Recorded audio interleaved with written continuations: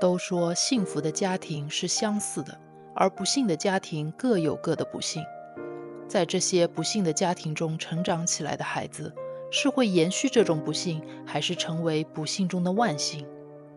每个人长大后都不免会回望自己的成长史，从成人的视角再次审视过去那些酸甜苦辣的经历，生出新的感悟。那些儿时幸福的体验会时时温暖和激励长大后的孩子，而那些不幸的经历则可能会像梦魇般挥之不去，持续折磨着人心。那些在不幸中长大的孩子，即使肉体上可以离开原生家庭，精神上是否又真的可以摆脱泥沼？本片中，我将结合我看过的书籍和电视节目，站在孩子的角度，谈谈与原生家庭建立边界的必要性。不可避免的会有一些疏透。如果做父母需要考试筛选，应该会有不少人不合格吧？做父母得有点最起码的责任心，不让孩子忍饥挨冻。但是《玻璃城堡》这本回忆录中的父母不靠谱到夸张，他们为了讨债或逃避法律责任而颠沛流离，他们明明身怀技能，却不愿意好好工作。父亲懂电工，但酗酒，经常几天不回家。母亲有教师资格，但沉迷于作画。家里食物总是短缺。然而，他们再穷也不愿意申请福利，孩子们甚至只能翻垃圾桶找吃的。身上没有像样的衣服，居住环境也极端脏乱差。但这对奇葩父母也不是一无是处，比如作者小时候拥有比别的孩子更自由的童年，父母也一直肯定教育的重要性。这本当年大热的畅销书，如果还有人没有看过，我强烈推荐。语言风趣，故事紧凑，感觉全书没有一个单词是多余的，爱恨交织，感人至深，比他的同名电影精彩很多。我想重点讲讲书中关于原生家庭的内容。作者父亲的原生家庭在山里，生活贫穷和不堪。作者的奶奶从小父母双亡，她粗鲁暴力，甚至有猥亵亲生儿子们的行为。所以作者父亲当年17岁就加入了空军，逃离了这个家。作者母亲的原生家庭则富裕和靠谱很多。外婆是个非常勇敢、坚强、有魄力的女性。她从小帮家里驯马，15岁的时候独自骑马500英里去边境小镇做教师，后来还学会了开车和开飞机。作者的另一本书《半驯之马》就是专门讲她外婆的故事。在这本《玻璃城堡》中描述，外婆是个老师，而妈妈小时候很讨厌做老师的女儿。外婆设立的规矩特别多，妈妈和舅舅如果不遵守，就会被惩罚。妈妈说，外婆从来不让她自己独立做任何决定。妈妈对此深恶痛绝，所以作者妈妈对自己的孩子们不设定规矩，给他们充分的自由。作者的父母虽然都逃离了各自的原生家庭，但他们作为自己孩子们的原生家庭，并没有承担起基本的责任。这本书让人感到最矛盾的地方就是，父母内心虽然对孩子们是有爱的，却又做着伤害孩子们的事。举几个例子，作者生日时提出想要父亲戒酒，父亲付出了很大的努力，几乎戒成功了，让人非常感动。但后来又重新酗酒，情况更加糟糕。还有，作者弟弟生日时，父亲带着他去买了他最爱的漫画书作为礼物，但是接着又带弟弟来到他招妓的地方，让弟弟在房间外等着。妓女看到这本漫画书也很喜欢，父亲就让弟弟把漫画书送给了妓女。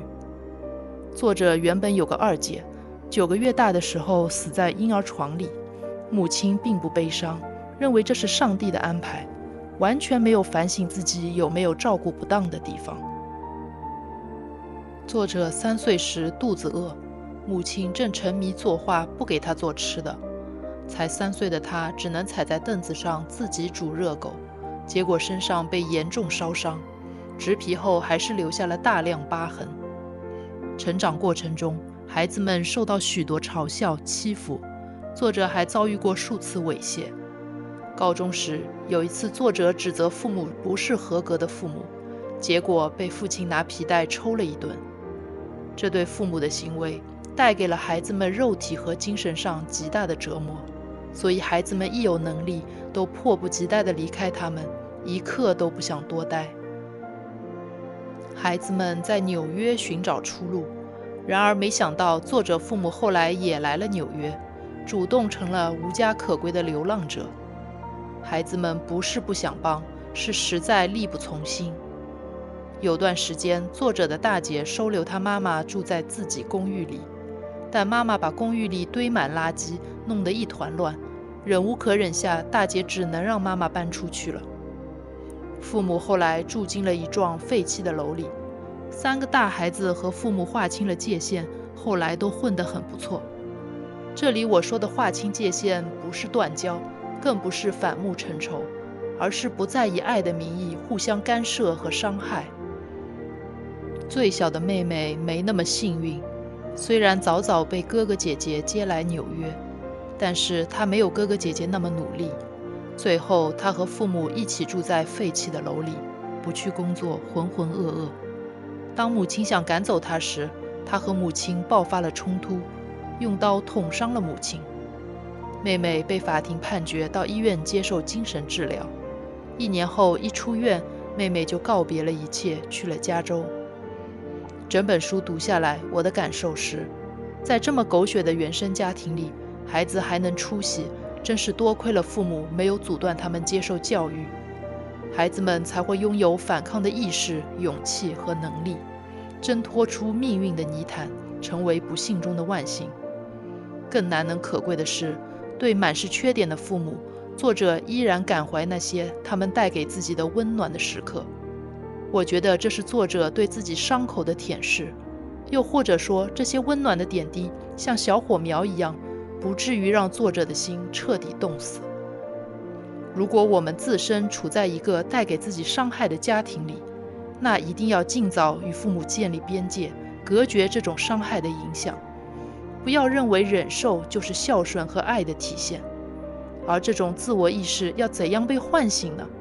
我认为只有通过接触更广阔的世界，包括看书、旅行、与各种各样的人交流、接受更高等的教育等，使自己站在更高的层面，从更多的角度来审视自己的生活，更深刻地理解自己家庭关系中存在的本质问题，进而找到自己的出路，摆脱沉沦的命运。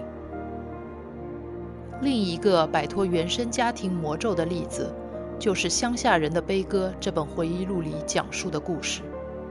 作者在书中探讨了很多内容，我讲的仅是关于原生家庭的部分。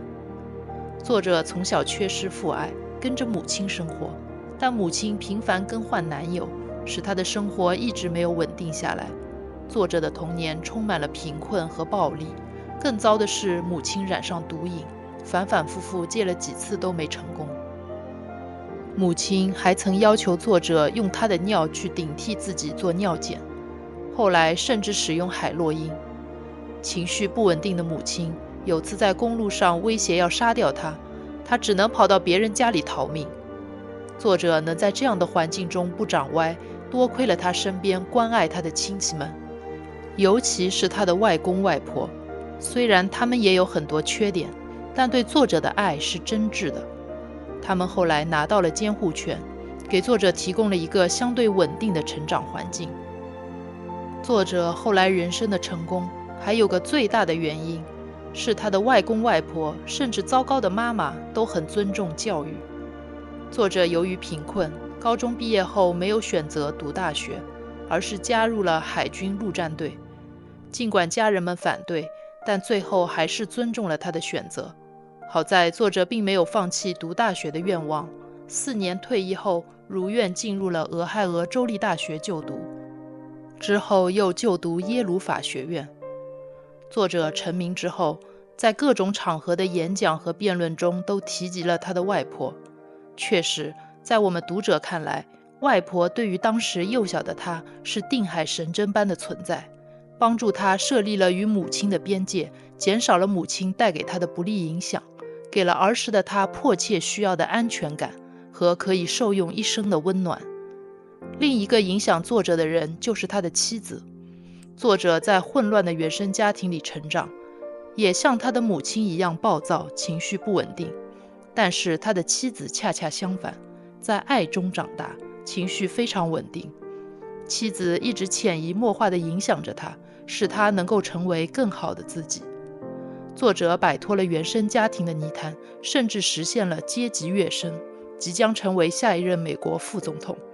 他并没有与母亲反目成仇，相反，他在重要场合中带上他的母亲，为他如今戒毒成功而骄傲，内心多少带着期望他母亲不再复吸，走在正轨上的心愿，同时也想让母亲为他的成就而自豪，这是每个孩子的原始愿望。作者也许是乡下人中的特例，大部分人依然会被卷入宿命的轮回，但他的故事至少揭示了这样一种摆脱轮回的可能性。他哪怕只是给一部分人带来一点启示和希望，这本书都是有价值的。乡下人的悲歌出版2年后，另一本以挣脱原生家庭束缚为主要内容的回忆录《你当像鸟飞往你的山》爆火，与前2本书当年一样，一跃成为《纽约时报》畅销榜第1名。乡下人的悲歌的作者还为这本书写过书评，称他的故事非常有力量，值得被广泛阅读。我的外婆在世的话，肯定会支持他。从书的英文名 Educated 就能感受到，是教育改变了作者的人生。作者生活在山区，是家中7个孩子中最小的一个。父亲有一座回收废旧金属的垃圾场，他是位偏执的教徒，在家里独断专横。他不相信政府，不信任学校和医院，追求自给自足，为世界末日做着准备。母亲制作草药，学习接生，在父亲的要求下成为了一名助产士。他们家不算贫穷，尤其是后来母亲有着不低的收入，只不过许多家庭收入都被父亲用来购买武器和设备，以迎接世界末日。作者从小没有上过学，在父亲的垃圾场帮忙。本来他的生活似乎已经不会有太大的变数，但是他有一位哥哥，通过向父亲努力争取，接受了一些学校教育，还考上了大学。这位哥哥鼓励作者也去考大学，告诉他外面有一个不一样的世界。作者于是在哥哥的帮助下买来书籍自学，终于成绩达标，考上了杨百翰大学。在他攻读剑桥大学博士期间，他与家人的矛盾日益激烈，主要原因是作者有一位哥哥行为暴力，在身体和精神上都伤害过作者，甚至曾经把他的头按进马桶里。他现在长大了，有了自我意识，他把当年受到的伤害告诉了父母。作者在一次与欧普拉的访谈中提到，起先母亲相信了他说的事，并表示作为母亲应该要照顾好他。听到母亲这么说，作者心里感到被治愈了。但是随后父亲却否认了这些事，然后母亲也跟随了父亲的说法，他与父母之间变得越来越疏远。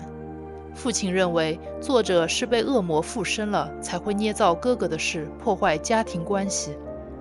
作者在哈佛大学访学时，父母来哈佛给他驱魔，他内心也有想过，他只要承认自己是着了魔才说的那些事，他就能重回他的家庭，这是最简单的方法。但是当时的他已经接触过外面的世界，有了自己的想法，不再认为爸爸说的就是对的，所以他不愿妥协做这个交易。家庭就此分裂成了2派，作者的2位博士哥哥都支持他，而另外4位没有高中学历的哥哥姐姐支持父母。作者是爱着父母的，与父母的割裂让他精神备受打击，几近崩溃。明明是暴力伤害他的哥哥的错，在父亲眼里却成了他的错。他想要的不过是父母为他说句公道话，可是他得不到，父母完全偏袒那位哥哥。作者把最初对父母的愤怒化为了思考。作者认为，尊重爱就要尊重它的局限性，爱并不给你改变他人的权利。受过了教育的他，无法再事事顺从父母，他现在有能力做出自己的决定。他的决定就是，你可以爱着一个人的同时，仍然选择和他说再见。你可以每天想念着那个人，但仍然为他不再出现在你的生活中而感到高兴。这2句非常有力量的话出现在他与欧普拉的访谈中，相信可以给大家，尤其是还在为家庭关系纠结的人们一些启发。你当像鸟飞往你的山。这本书里的故事不禁让我联想到美国著名的纪实真人秀《19个小孩还不够》。这对父母自从加入一个宗教组织，便不再做避孕措施，一共生了19个孩子。孩子们在家接受教育，家中实行父权制，规矩森严，比如女孩子必须留长发，必须穿裙子，而且要过膝，恋爱必须经过父亲同意，约会时必须有第3人在场监督，结婚前不许亲吻，即使怀着孕也要满足丈夫的生理需求等。我作为多年的忠实观众，电视上一直看到的是他们一大家子人其乐融融的样子。结果后来被爆出，大儿子曾经猥亵过几个妹妹。当时我还看过这对父母的采访，说大儿子当年就已经受过训诫，从话语中能明显感到他们对大儿子的偏袒。因为这起事件的曝光，节目停播后，转而拍摄以2女儿3女儿为主角的另一部纪实真人秀。在片中，2女儿对猥亵事件轻描淡写，说他们已经放下了过去。而实际上，在多年后的另一次采访中，2女儿表示自己当年完全是受父亲逼迫才不得已这么说，实际上她心里受到了很大的伤害。后来2女儿又发现，即使自己已经成年，父亲还是擅自替她签拍摄合同，而她和丈夫自始至终没有拿到过1分钱报酬。2女儿的丈夫受过大学教育，在丈夫的影响下，她的自我意识逐渐觉醒，懂得为自己的权利抗争。她逐渐与原生家庭划清界限，开始像主流社会的人一样生活，穿起了牛仔裤，甚至打了1颗鼻钉。她和丈夫去年还出版了一本回忆录，讲述他们的故事。而那个大儿子几年前因为持有儿童色情内容被判入狱12年。这些故事里，这些被原生家庭伤害的孩子们成功地与原生家庭建立了边界，这使得他们不再持续受伤，得以为自己而活，获得属于自己的幸福。我们华人也有属于自己特色的原生家庭的伤害，比如一些家庭存在严重的重男轻女。在这样的家庭中，女孩们一定要努力自强，与原生家庭这个悲伤的源泉设立界限。人生既已开局不利，下半生的幸福只能靠自己争取。而我们普通人也许没有这么极端的经历，不需要逃离，但我们也该明白，孩子长大了，不再依附父母，形成了自己的意识，学会了独立思考，思想观念上与父母渐行渐远，是自然规律。这不代表亲情的淡漠，爱的减少。父母对孩子的爱，不是表现在控制他的每一步人生。孩子对父母的爱，也不是表现在全部都听父母的话。每个人与人之间都应当建立合适的边界，孩子与父母当然也不例外。与原生家庭建立边界，微观的看，日子可以过得更舒心；宏观的看，一代又一代人才能更好的进步。